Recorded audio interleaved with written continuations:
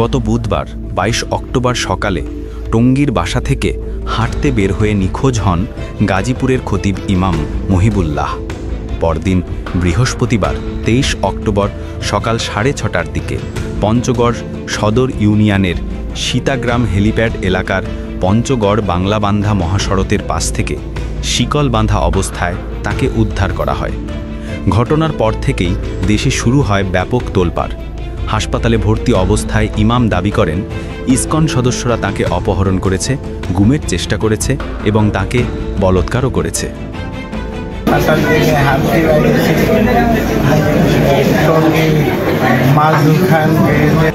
তার এই অভিযোগকে কেন্দ্র করে সারা দেশে শুরু হয় ইসকন নিষিদ্ধের দাবি ও আন্দোলন।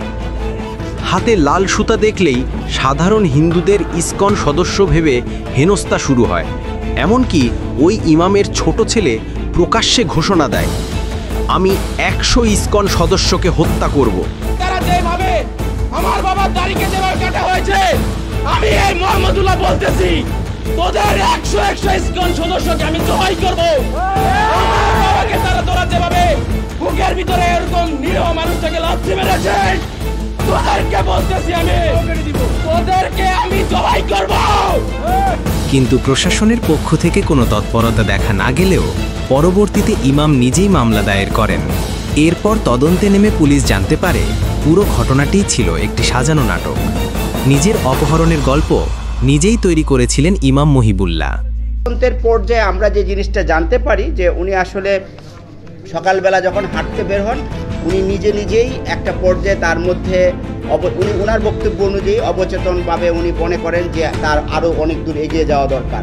তো এরকমভাবে করতে করতে উনি জয়দেবপুর চৌরাস্তায় আসেন এক পর্যায়ে, সিএনজি কোনো সময় অটো, এখান থেকে বাস যুগে উনি এসে যান আপনার কি বলে সুবানবাগ হয়ে গাবতলী থেকে উনি শ্যামলী পরিবহনের একটা টিকিট ক্রয় করেন। টিকিটের ক্রয় করে উনি পঞ্চগড়ের টিকিট কিনেন। তো পঞ্চগড়ের টিকিট কিনতে গিয়ে উনি বগুড়ার পেন্টাগন হোটেল, যেটা কিনা শেরপুর থানা সম্ভবত, না যদি ভুল না করি কোথাও, তো ওইখানে যে যাত্রা বিরতি করে সেইখানে উনি নেমে উনি ওযু নামাজ করেন মাগরিবের টাইমে। তো এরপরে উনি পঞ্চগড়ে চলে যান।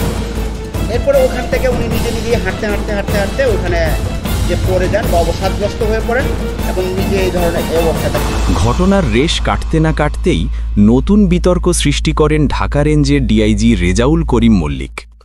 তিনি তার ব্যক্তিগত ফেসবুক আইডিতে লিখেন, চিন্ময় দাসকে অ্যারেস্ট করার পরপরই ইসকনের বিভিন্ন জায়গা থেকে হুমকি আসা শুরু হয়।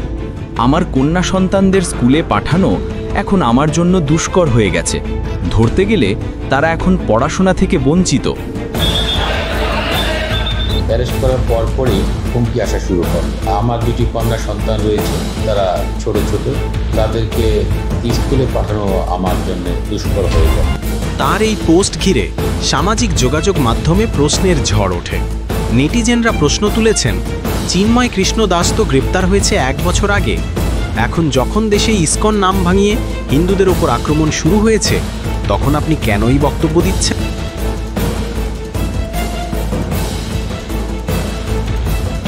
সমালোচকরা বলছেন, একজন উচ্চপদস্থ পুলিশ কর্মকর্তা হিসেবে এমন বক্তব্য রাষ্ট্রের আইন শৃঙ্খলার জন্য হুমকি।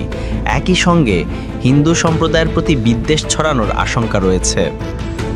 দেশজুড়ে ইতোমধ্যে ইসকন সদস্যদের বিরুদ্ধে চলমান বিভ্রান্তি ও ভয়ভীতির মধ্যে এই মন্তব্যকে অযৌক্তিক এবং উস্কানিমূলক হিসেবে দেখছেন বিশ্লেষকরা। Hindu news desk, Dhaka.